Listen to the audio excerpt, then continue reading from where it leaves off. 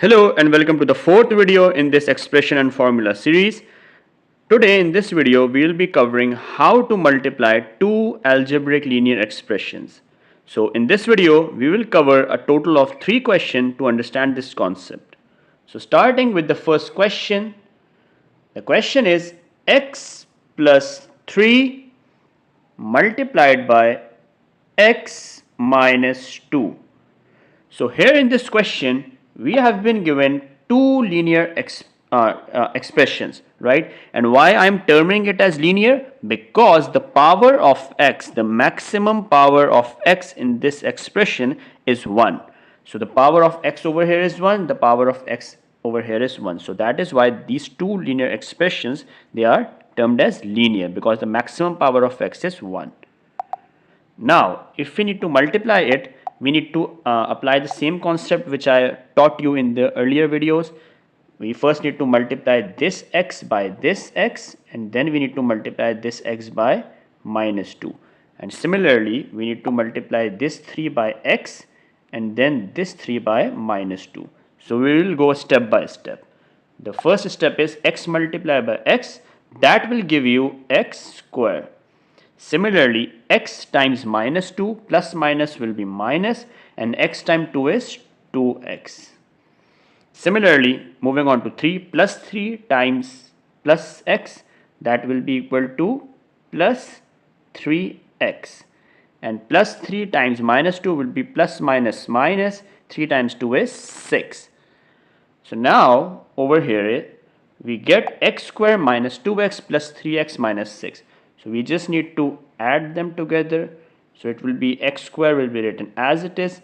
Now plus minus will be minus. So 3 minus 2 will be 1. So it will be just x.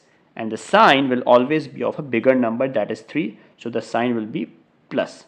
So it's x square plus x minus 6. So this is the answer to this question. Now moving on to question number 2. Question number 2 is a plus 5 times y minus 3. So it's quite a similar question to question number 1, but the only difference over here is that there are two different variables. In the earlier question we have the same variable, that is x, but in this question we have two different variables, that are a and y. So now if we just need to multiply this variable, we need to use the same approach. We first need to multiply a by y, so it will be ay, and then we need to multiply a by minus 3, so it will be minus 3a. Similarly, now we need to multiply plus 5 by y, so it's basically plus 5y, and then plus 5 by minus 3, so it will be plus minus minus, 5 times 3 is 15. Okay, so basically the answer to this question is just this one, that is ay minus 3a plus 5y minus 15. Because we cannot solve it further, the variables are different. Ay is a unique variable, a is different, and y is different, and minus 15 is just a constant. So we will leave our answer like this. Now moving on to the third question. The third question is a plus 7 times a minus 8. Using similar approach, we first need to multiply a by a, that is a square. Then we need to multiply a by minus 8, so it will be minus 8a. Then we need to multiply plus 7 by a, so it is plus 7a. And then we need to multiply plus 7 by minus 8, so it's plus minus minus, 7 times 8 is 56. Here we can solve this question further because the variables are same over here, a and a. So minus 8a and plus 7a. So first we will write a square as it is, and then minus 8 plus 7 will be minus a, and minus 56 will be written as it is. So the answer to this question is a square minus a minus 56. Now moving on to the last question. The last question, that is question number 4, is m minus n multiplied by a minus 5.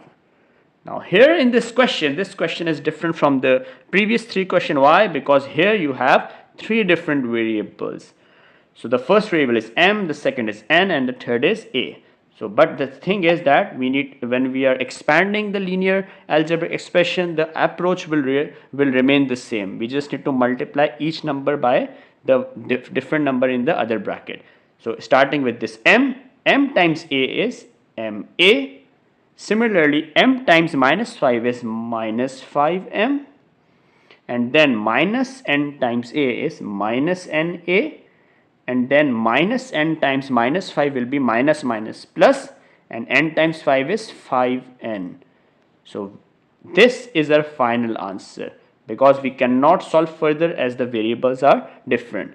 So I hope that your concept of expanding two linear algebraic expression is now clarified.